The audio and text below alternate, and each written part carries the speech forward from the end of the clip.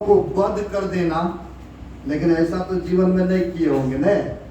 एक गाय को भी नहीं मारे होंगे। चलो अज्ञान दशा में थे तो चलो मुर्गा बकरी को न, जब सत्संगी नहीं तो जब किए होंगे, बलिदान दिए होंगे। जब ही जागे तभी सवेरा न।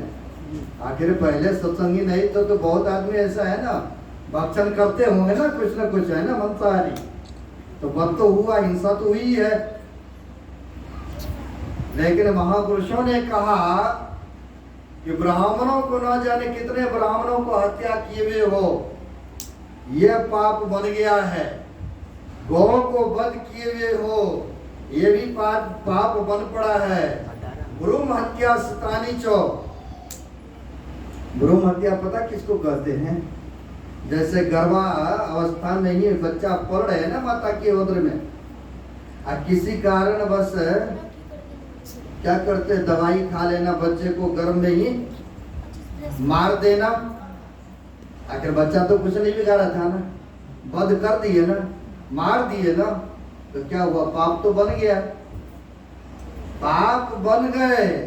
ना जाने ऐसे ऐसे महापुरुष कहते हैं, ना जाने सौ हजारों बार ऐसा काम हुआ, पाप बना है। हम आपसे बना तो हम ही आपको भोगना पड़ेगा नहीं कि आपके कर्म बना तो बेटा भोग लेंगे या पत्नी भोग लेगी।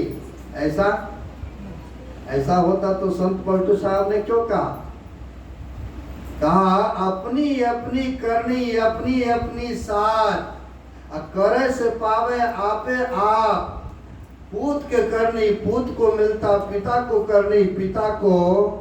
जोरू को फलता, खसम को अपना ही फल फलता।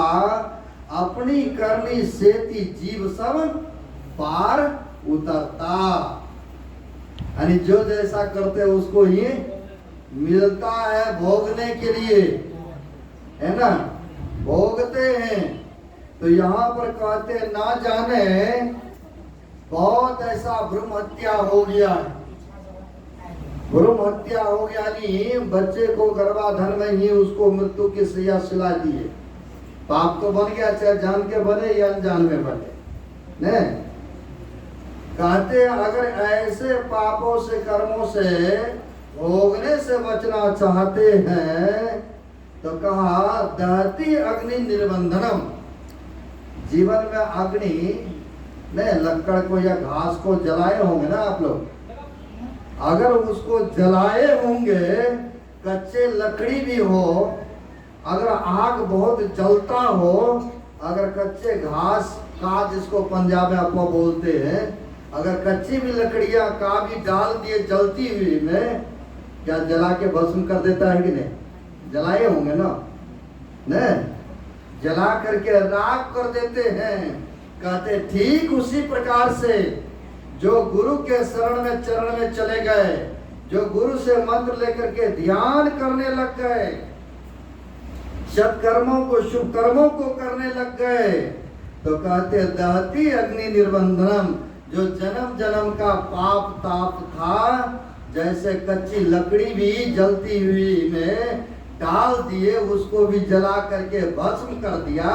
कहते ठीक उसी प्रकार से गुरु के बतानुसार जो ध्यान सत्संग सुमरण करते हैं, जन्म जन्म का पाप सब जल जाते हैं। श्री सद्गुरु महाराज की जय। सब जल करके राख होते, जैसे कच्ची लकड़ी जल करके राख हो गए, भस्म हो गए। अगर ऐसा नहीं कहते, ध्यान बिंदु उपनिषद का पाठ सुने होंगे।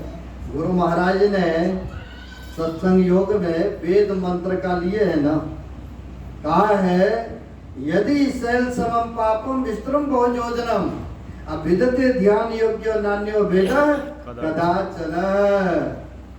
अरे कहते पहाड़ के सम्मान ऐसा तो नहीं पाप बना है न।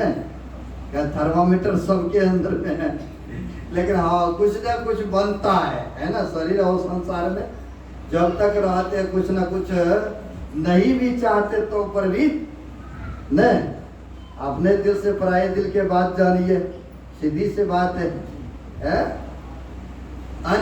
कहते हैं पहाड़ के समान अगर पाप किसी से बन पड़ा है तो गुरु महाराज ये संग्रह किए, कहते हैं ध्यान योग्यो नान्यो भेद कदाचन, यानी ध्यान योग करने से सब पहाड़ के ढेर के समान क्यों न हो। जैसे उदाहरण में दिए, लकड़ी का ढेर है बहुत बड़ा, अब उसको जलाने के लिए उतनी आग की आवश्यकता नहीं है।